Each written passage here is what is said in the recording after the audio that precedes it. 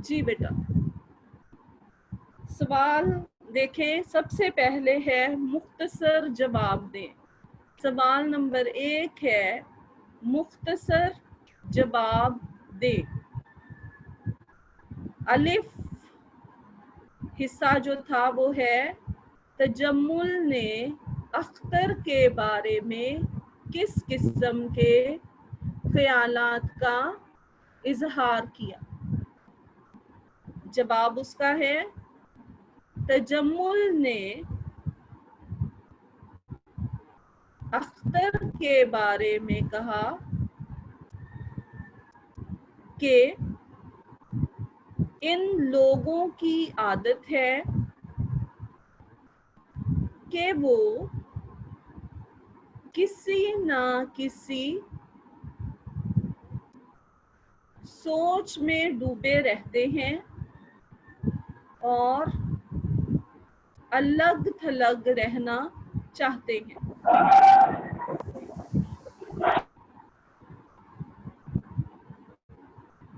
लिख लेंगे तो मुझे बता दीजिएगा।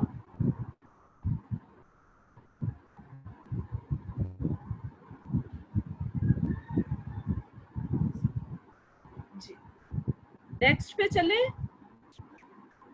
Show me your reactions. हरिया फरिया बेटा। Okay, thank you. नेक्स्ट है अख्तर का हुलिया बयान करें। जवाब, अख्तर अधेड़ उम्र का शख्स था। सर के बाल बिखरे हुए, आंखें शब बेदारी। बेटे यहाँ पे बेदारी डिलीट हो गया किसी वजह से। शब बेदारी, बे ये दाल रे, बे ये दाल अलिफ रे छोटी ये री, बेदारी। ये देखें यहाँ पर शब बेदारी है, वो डिलीट हो गया। शब बेदारी की वजह से सुर्ख लिबास पाजामा और कमीज, आस्तीनें चढ़ी हुई, आंखों के गिर्द हल्के ज्यादा नुमाया थे। अख्तर अधेड़ उम्र का शख्स था। सर के बाल बिखरे हुए, आंखें शब बेदारी, लिबास पाजामा और कमीज, आस्तीनें चढ़ी हुई, आंखों के गिर्द हल्के ज्यादा नुमाया थे।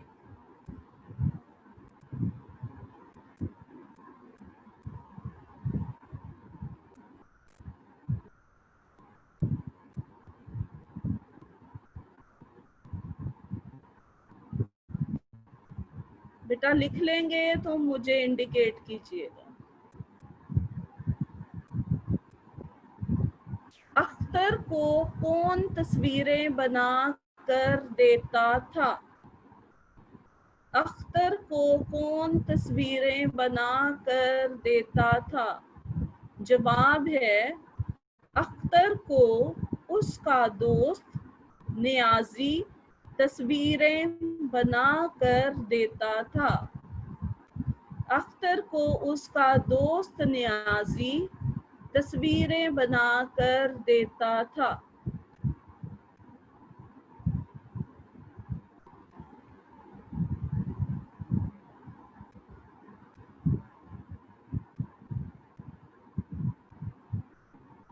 कर लेंगे तो बेटे इंडिकेट कीजिएगा।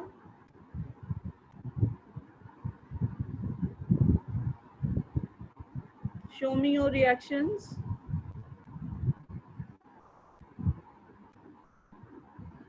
जी, नेक्स्ट।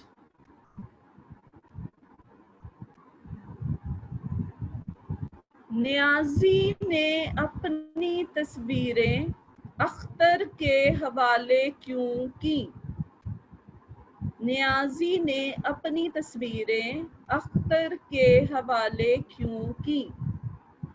जवाब, नियाजी एक गरीब मुसव्विर था। वो मुआवजे की खातिर अपनी तस्वीरें, ये अपनी तस्वीरें भी बेटे 2 दफा लिखा गया गलती से, अपनी तस्वीरें अख्तर को बेचता था ताकि इस मुआवजे से अपना और अपने घर वालों का इज्जत आबरू के साथ पेट पाल सके। दोबारा रिपीट कर रही हूँ, नियाजी एक गरीब मुसव्विर था।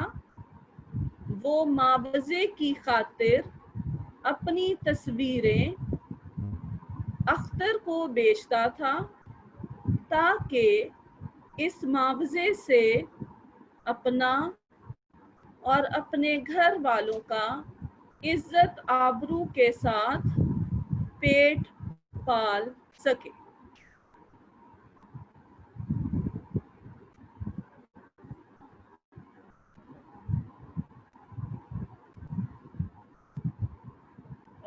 मसब अली, आपने रेज हैंड किया। क्या तस्वीरें अख्तर की नहीं हैं? इस इंकशाफ पर तजम्मुल का क्या रद्द अमल था? तस्वीरें अख्तर की नहीं हैं, इस इंकशाफ पर तजम्मुल का क्या रद्द अमल था? जवाब है बेटा, इस इंकशाफ पर तजम्मुल को धचका सा लगा और वो अख्तर से कहने लगा कि तुम मुझे अब तक धोखा देते रहे। दोबारा रिपीट कर रही हूँ, इस इंकशाफ पर तजम्मुल को धचका सा लगा और वो अख्तर से कहने लगा कि तुम मुझे अब तक धोखा देते रहे।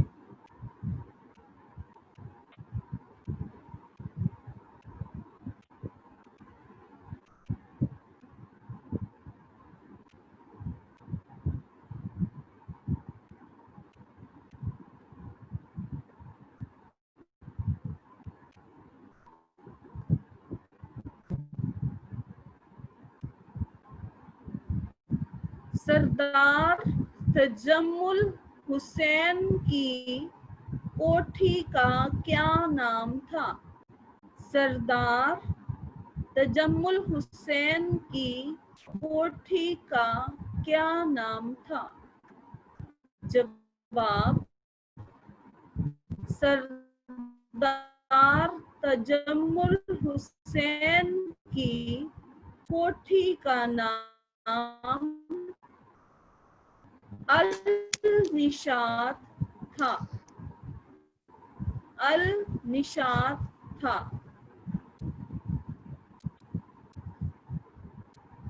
ये अल निशात में से भी बेटे आई थिंक सो अल जो है वो मिस वो हो गया है प्रिंटिंग में, वो शायद कुछ मसला हो गया इस दफा। अल निशात था।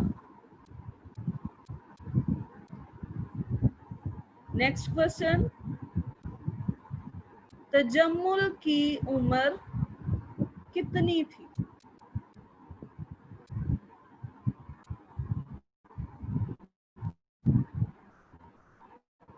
जवाब, तजम्मुल की उम्र 40 और 45 साल के दरमियान थी।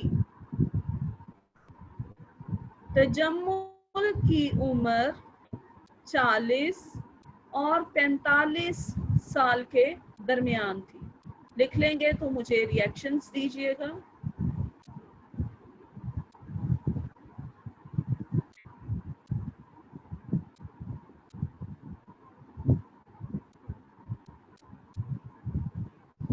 अगला सवाल, तजम्मुल ने अख्तर को कौन सी खुशखबरी सुनाई? तजम्मुल ने अख्तर को सुनाई कि इसकी तस्वीर ने पहला इनाम हासिल किया है।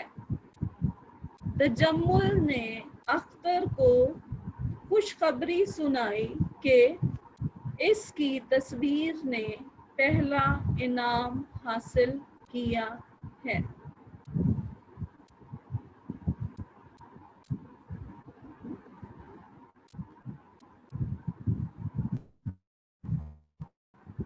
दो साल कबल कहाँ रहता था?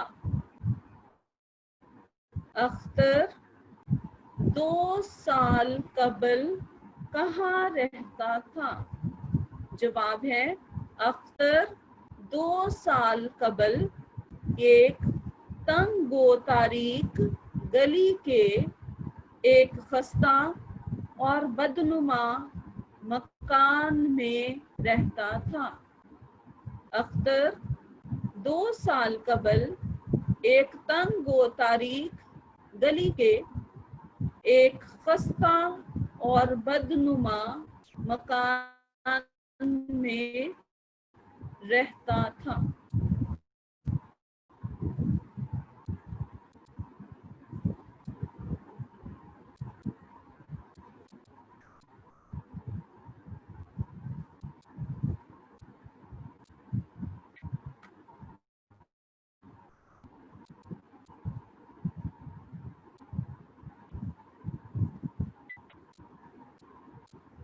नेक्स्ट, नियाजी का कातिल कौन था?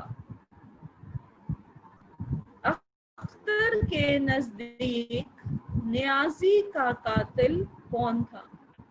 अख्तर के नजदीक नियाजी का कातिल सरदार तजम्मुल था।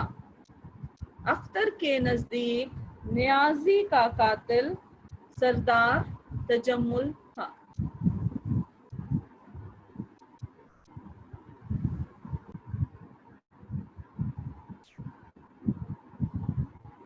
ये है सवाल नंबर 2। किताब पे मश्की सवालात भी अगर देख रहे हैं, सवाल नंबर 2 है, मिर्जा अदीब ने इस ड्रामे में क्या पैगाम दिया है?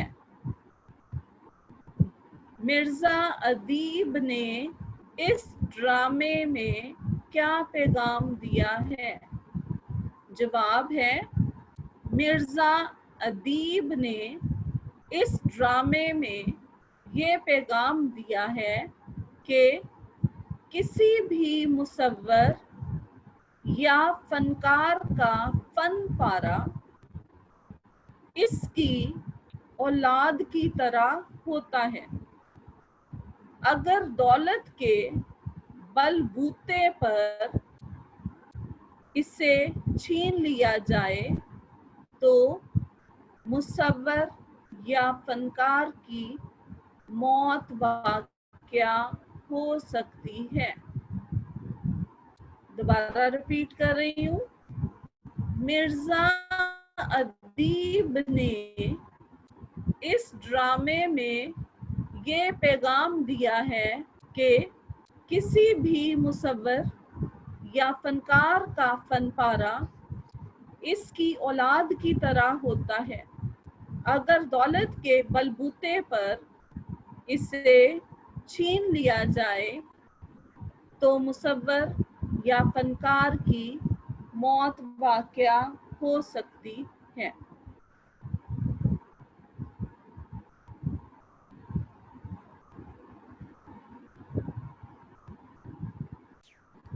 सबक का खुलासा लिखें।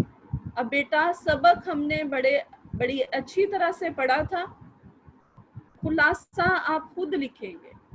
कहानी के किरदारों को मद्देनजर रखिएगा। सरदार तजम्मुल कौन था? उसने क्या किया? अख्तर कौन था? उसने क्या किया?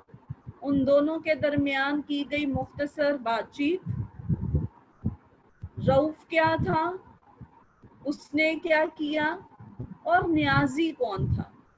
इस सब के बारे में पूरी कहानी को, सबक को दोबारा पढ़िएगा और फिर इसका खुलासा आप खुद लिखेंगे, वो मैं अब आपको नहीं लिखवाऊंगी। ठीक, अगला सवाल है सवाल नंबर 4। खुलासे से मुतालिक कोई प्रॉब्लम?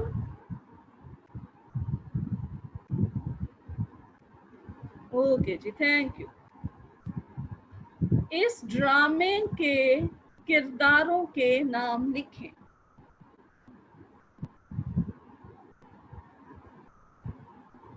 ड्रामे के किरदारों के नाम: बाबा नौकर है,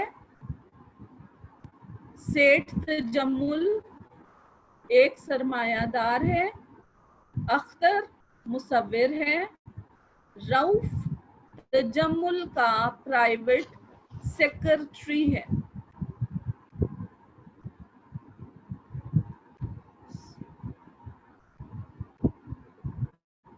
मंदरजा झैल अल्फाज की जमा लिखें। मंदरजा झैल अल्फाज की जमा लिखें। कॉपीज पे आप करेंगे, कॉलम बनाइए और फिर इसको लिखना शुरू करें नीट राइटिंग में। मंजर, मनाजिर, तस्वीर, तस्वीर, बाग, बागात, खबर, अखबार, इनाम, इनामात, तकलीफ, तकालीफ। दोबारा रिपीट कर रही हूँ। मंजर, मनाजिर, तस्वीर, तस्वीर, बाग, बागात, खबर, अखबार, इनाम, इनामात, तकलीफ, तकालीफ।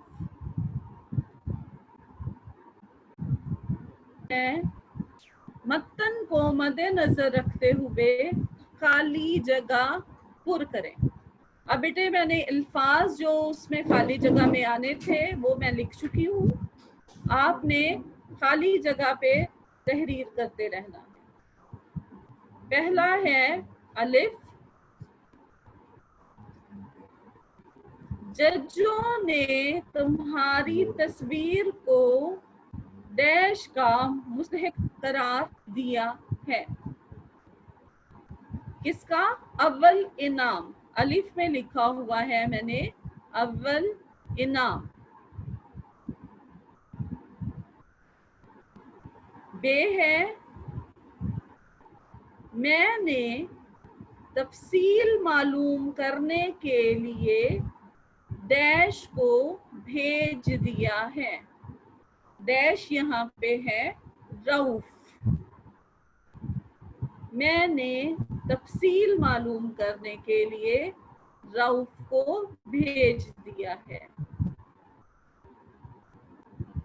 जीम है तुमने मुल्क के तमाम डैश के मुकाबले में ये इनाम जीता है। डैश में आएगा मुसव्वरों।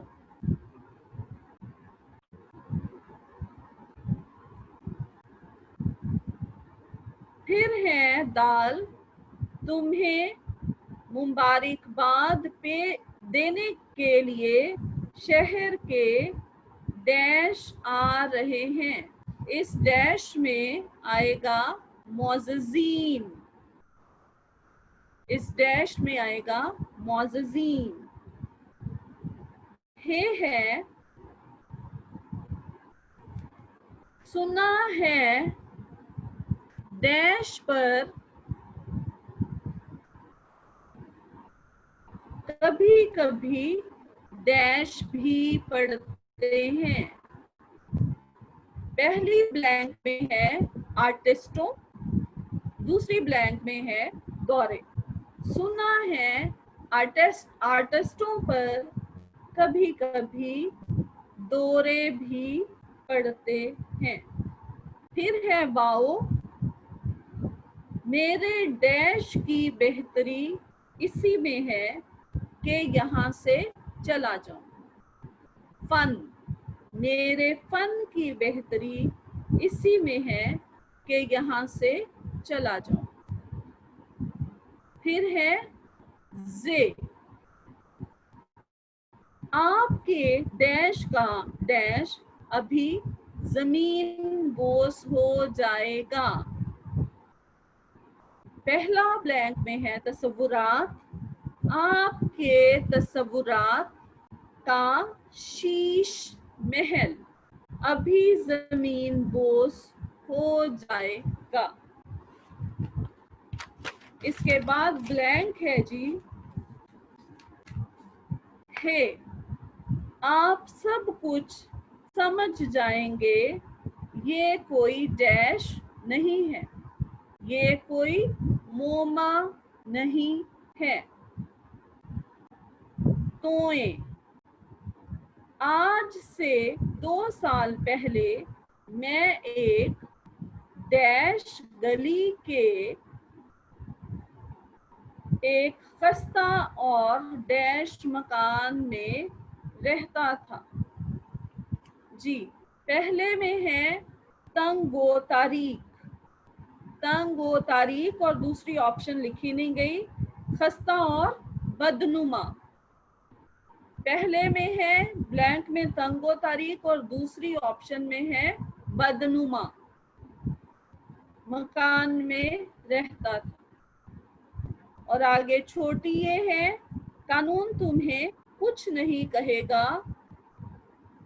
मगर डैश की नजरों में तुम डैश हो। पहली ब्लैंक में है इंसानियत, कानून तुम्हें कुछ नहीं कहेगा मगर इंसानियत की नजरों में तुम कातिल हो।